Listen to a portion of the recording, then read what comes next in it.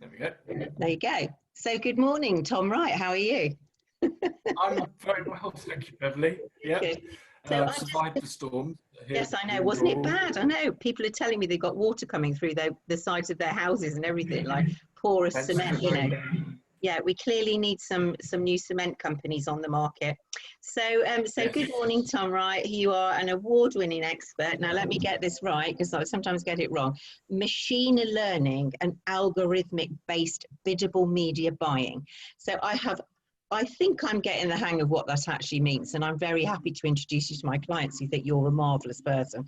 And you're also, in addition to having just moved back to your roots from London, where you were, I have to say, won media awards in AI technology. So you are our AI UX guy, aren't you, really? You're also the co-chair of the South Coast Data Science Group, which sounds to me like you've got a propeller on your head. So you can tell us all about that as well. And we're really interested today to hear about how on earth did you get into this industry? It's so niche, Tom. And I always, as I say, find it quite fascinating. So we'd like to hear all about your career, how you got into this, where it's going, and how did you get to work with some fantastic clients like Pizza Express and Amazon, for example. So I'm going to pass this stick over to you. Here you go. Here it comes. Oh, Okay, thank you. fantastic. And you can tell us all about your career and all about this fascinating and fantastic world that you belong to, Tom. So over to Sure. you. Beverley. So I think, you know, I've always known, it's really weird, I've always known I've wanted to work in advertising. Yeah. And I think advertising is something that's just a label for communications, really. At the end of the day, it's one party wanting to get their message to another party, and then advertising is the means through which it gets there. Yes. So, you know, I when I was doing my A-levels, I chose communications, business and drama, which I guess if anyone were to ask me what an archetypal summary of me would be, it would be business, communications and drama. The good, you know, theatrics. It was almost a gut kind of knowledge. It was following an instinct that is where my dreams would be, my kind of gratification would be, my success would be. So I did the A-levels, and then I did my degree in Bournemouth University, marketing degree. It's a simple marketing degree, but it's a 4-year course, and in those that degree compared to like an advertising and communications degree is that the marketing degree had a year in placement. Yeah. So my year was spent at a media agency in London called Jack Media London, and that's where I did my internship for a year, and it's amazing what you learn in a year. I mean, and what you are exposed to.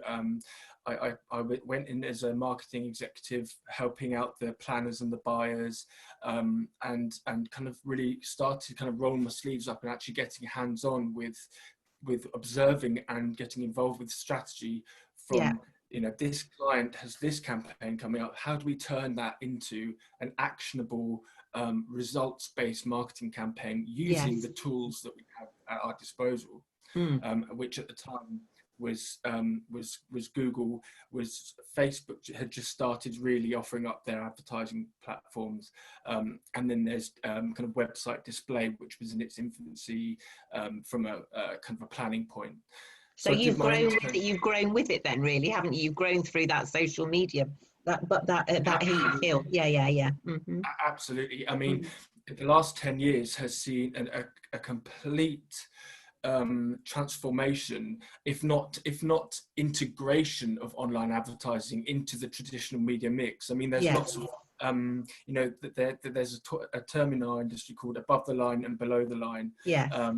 And they, you know, above the line, you know, being kind of online and all those things, and below the line being kind of you know, offline and like things like TV and billboards. But actually, the line is being removed now, and everything is being connected together, and that's what's that's the kind of biggest observation I've seen. So when I'd finished my my placement year and went back to university, we then had to do as part of our final, we had to do a digital kind of component to our course, and I managed to get a first in that bit because I was able to run an actual advertising campaign for a local client in Bournemouth, just to kind of put it into action rather than just theory. And that was when I really knew, hang on a minute, I loved taking the kind of black and white, bare bones kind of requirements of a client's advertising request, and transforming it into something that I could deploy, control, and kind of instill my fingerprint on, with a combination of innovation and kind of my personal kind of view of how things work combined with the client. And from there, when I graduated, I got a job back at Jack Media where I did my placement, and then very quickly kind of made my way through up to to an account director within a couple of years, and found my way moving into the sister agency of Jack Media, which was called GDM, which was the first kind of the first business which kind of looked at what's called algorithmic type buying and machine learning based buying. And that was when and because that technology had just emerged in 2012, 2013, I was kind of dazzled by it, as was the rest of the industry. It was the first time that that people who owned advertising space online could sell it in real time to buyers in an auction-based exchange that allowed for data-led buying, audience-led buying, keyword-based buying outside of traditional Google. And that's where, in an open, decentralized marketplace that isn't owned by Google, isn't owned by any titan, it's a collaboration of hundreds and thousands of different companies working to create this open web that is efficient and allows people using one bit of technology to access hundreds of millions of web pages of content with advertising to reach. Now I was talking to a guy the other day actually, and what he does is he does like AdSmart for Sky, and they can actually hone in on people's postcodes, with smart ads for Sky, so that you can actually hit a market that's particular to you. So if you're like a window cleaning company and you want to set up and develop into Southampton, let's say, they'll actually target your advertising for that particular area. Is it something similar to that, Tom? Yeah, absolutely. And the good thing about this type of advertising is that it's geofenced, so everything's down to the IP address of the device. So all of this chaos, all of this new technology was then labeled programmatic. So programmatic advertising, open web advertising, is because it needed a name.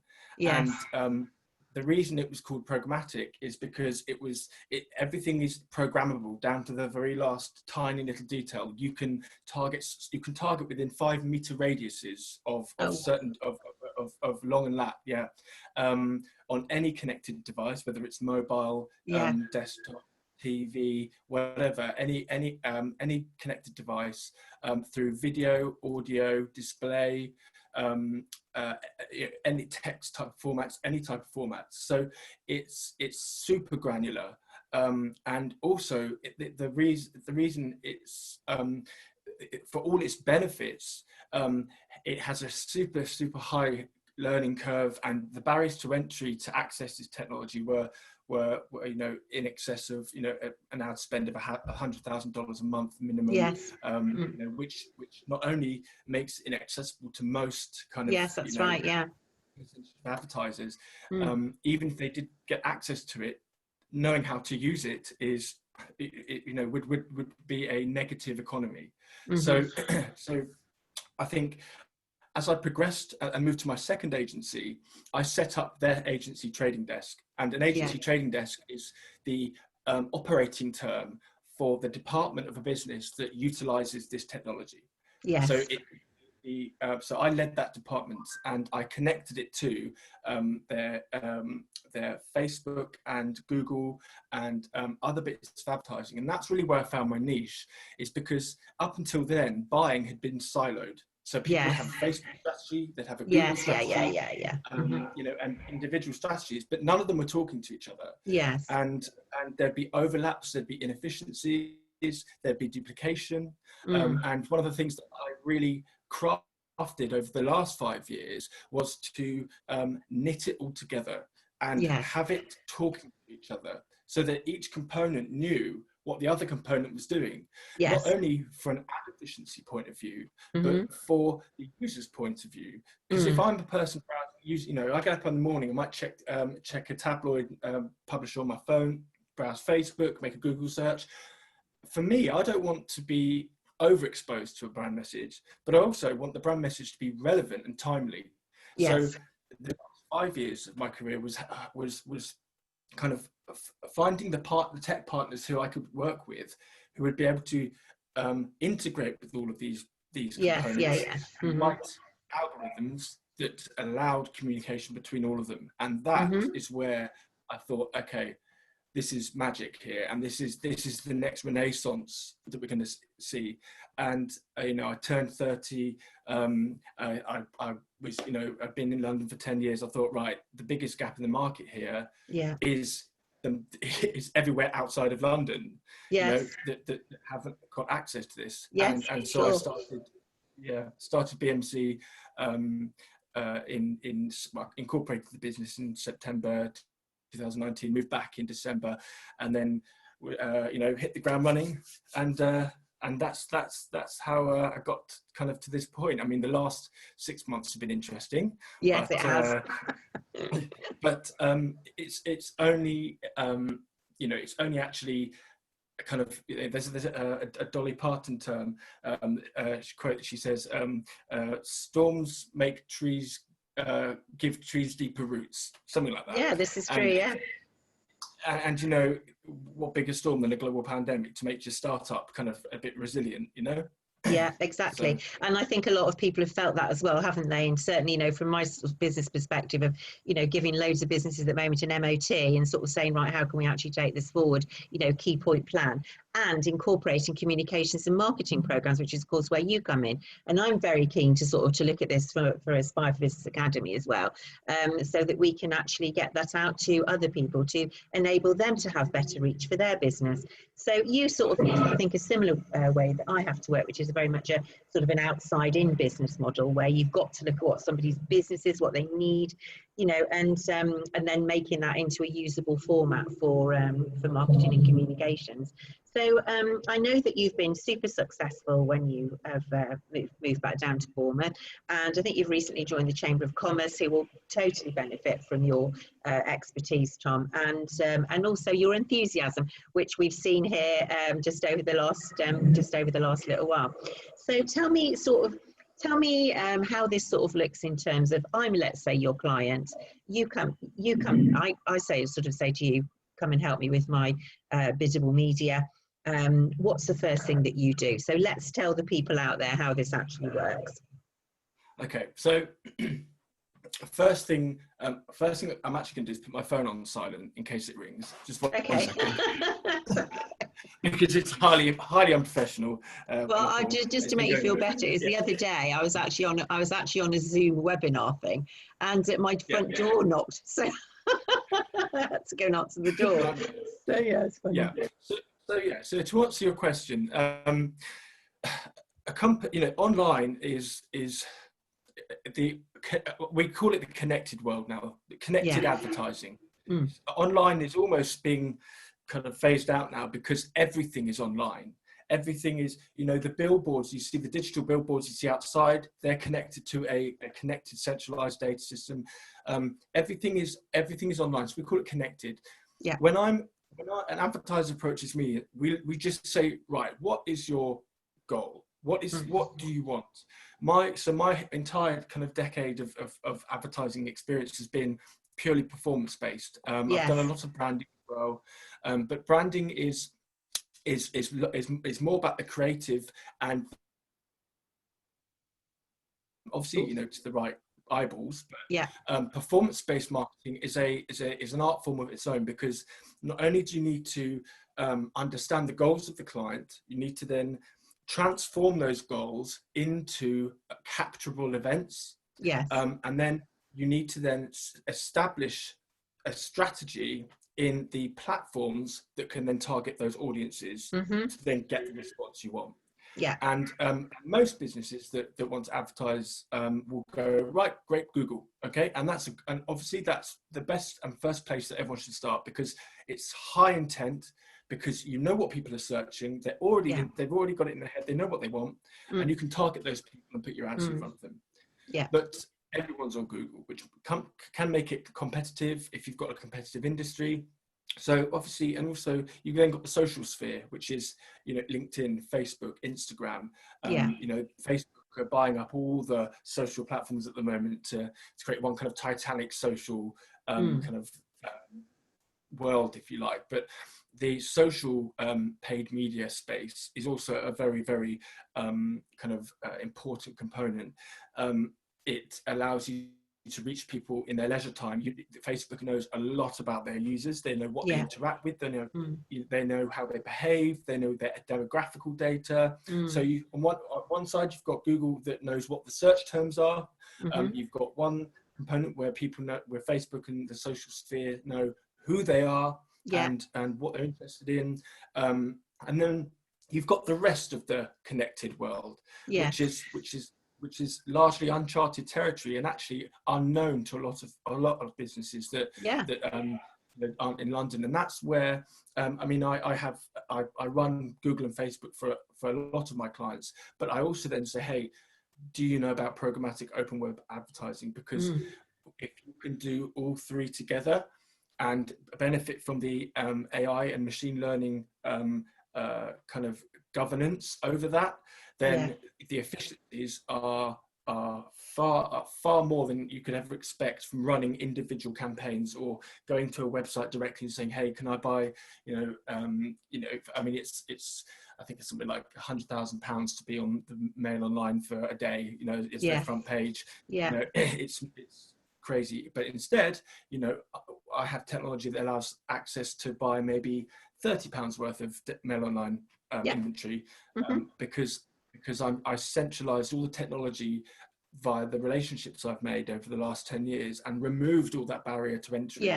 So that I can pass this along to the south of England, businesses that are here and that can all make use of that connected, kind of joined up kind of strategy. So essentially, to kind of simmer that down, it's having an understanding of what the business is, what their goals are, and how that translates to the different buying platforms, and then having almost like a conductor of an orchestra. That's kind of me. That's I have the tune that needs to be played. I like that. It needs to emerge. I have my different instruments, and it's about conducting everything the right way to produce the best sounding version of that symphony that's possible. And that's essentially the analogy I like to use, because if each one did it on its own, there would be, it would be okay, but without that kind of rhythm and that kind of guidance and the connection of everything, there's a lot to be missed. Taking SEO to the next level, really, isn't it, Tom? That's so basic. And long tail SEO and short, just like keywords and everything like that, just like go out the window when I start talking to you, because I know that there's so much more to it and how well it can be, pulled together, because we've spoken about this before. It's just incredible. So with regards to the future of your business, what sort of clients are you actually looking for? How can we help you to talk to those clients? What would you say you specialize in? Any area particularly, or everybody? Well, yeah. So my craft is performance based. So anything that is involving generating an action or direct response from a user. But traditionally, historically, the verticals that I've got most experience in are things like online retail, kind of a lead generation, and kind of selling things online. I mean, I've recently kind of won 2 luxury fashion brands who are in London, who chose kind of to work with me, who's south of England, and so it's great for the local economy because it's bringing that budget here, sure. and bringing that kind of here, and I'm really proud of that because, and it's finding it's, you know, it's having that kind of you know, that affirmation that this knowledge doesn't have to come out of London to be validated. You know, so the thing is, and the strategy and techniques that are used for these different verticals are transferable to any industry. You know, if you want applications to a job, you know, that's what I was doing for Amazon, is that they don't hire using traditional, you know, they use kind of, you know, Adecco, PMP, things like that, but they spend a lot of money on their Amazon Jobs brand, and that was very much to drive applications to lots of different roles, and all targeting different places in different countries all over the world. So if it's, whether it's job applications to selling £3,000 leather dresses, to selling, you know, tickets to an event, you know, it's the science is the same. It just needs to be distilled in different ways for these different platforms. And using your analogy of an orchestra, you would just use the instruments that you need to actually to get that out there. I absolutely get it. It's fascinating. Different bands have different songs. Absolutely. That's right. And pulling it all together are just absolutely fascinating, Tom. And I certainly will be, you know, sort of looking at that for my businesses as well. So thank you. So Tom, there's always this line that I actually ask people is, because I think what you do is just excellent. And I know that you've won awards for what you do, you know, and that was over a 5-year period. So it was a consistently good award-winning streak, wasn't it? And congratulations to the clients that you now have brought to the Southwest from the Southeast, which is fantastic. So well done you. And so in terms of the topic that we're interested in here is, when you were at school and your teachers used to write you reports, which is hilarious sometimes to read and go back on. What did your teachers say about you at school, Tom? What was the line that they used for you? I think, if I'm being honest, and actually it's always stuck with me, the one thing that would always come up is A for effort, but needs to listen more. Tom needs to listen more, because what I would do is I would be given, I'd listen. I'm so raring to go and get and go that I would get stuck in, and then perhaps kind of, you know, go in the wrong direction, and actually it's always stuck with me, because I always remember that, because it's made me think, you know, as a child, if that was my, you know, when you're young, you know, these manifestations of kind of feedback you get from your teachers, you can kind of, they're the kind of very early versions of things that you need to kind of remember. So for me, paying extra attention to a client's brief, rereading emails, you know, I was always, you know, very social at school. I did well at school. I behaved at school, mostly at school, but I was, you know, one thing that I think I didn't understand was, I've got an abundance of kind of source energy that I have, which could sometimes lead into me going straight into a project without, you know, taking the time to, you know, calm myself and say, reflect and have a think about it. Because you're a very creative person. You know, I mean, I've known you now for a year or so, and you are a very creative person, and that sort of comes through, and very enthusiastic, and because you know your stuff really well, you know, that comes across in your enthusiasm, or as you call it, your core energy, which is lovely. And yes, you are right, isn't it? You know, and I've found this through all the business voice chats that we've had, is that people, whatever their teacher said, usually, although we don't like to listen to the teacher at the time, is a reflection of how people become when they're older. But it's those timely comments, isn't it, that people make to us throughout our career that sort of help us to grow into the roles we have. You know, if it wasn't for Jack Media, where would you maybe have done something differently? You know, it's. And do you know the funny thing? The reason I applied for that placement is because they had a table tennis thing in the office. I thought, wow, that's awesome. Table tennis and beers on a Friday. This media agency sounds amazing. So I'm a force to be reckoned with. Table tennis. Yeah. Oh, so amazing. So you're good at table tennis then, Tom? Well, I'm all right. We could do a tournament, couldn't we? When all this is over, when all the that would be great, wouldn't it?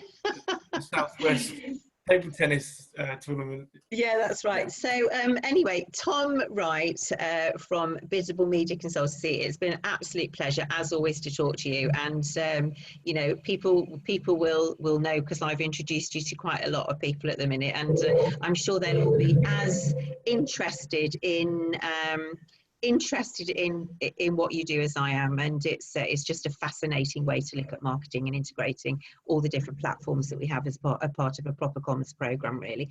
And that, I think, is where people fall short. Then when I'm talking to my clients, you know, I see them, they go, well, I've done some stuff on LinkedIn, and oh, I've done this over there, but there's absolutely no join up with it, and you've got to have the right thing in the right place at the right time to get you, you know, to where you need to be. So social media is one thing, isn't it? Selling is another, and keeping your marketing and communications out there. And then that's over to you, Tom. So that's your area to put it all together for everybody. And it is affordable, isn't it? It's not like it's not even affordable, you know. So it is. Yeah. There's always a conversation to be had. And I've got to say, Beverley, thank you so much for all of your help over the last year. That's okay. It's no problem at all. It's an absolute pleasure. Yeah. So I'm just going to say thank you so much for coming in and having a chat with us all today. It's given people a much better idea of what you do, Tom, and which they might not have ordinarily. And anybody would benefit, I know, from your experience and what you could actually bring into their company. So thank you very much. Thank you, Beverley. It's no problem at all. See you soon.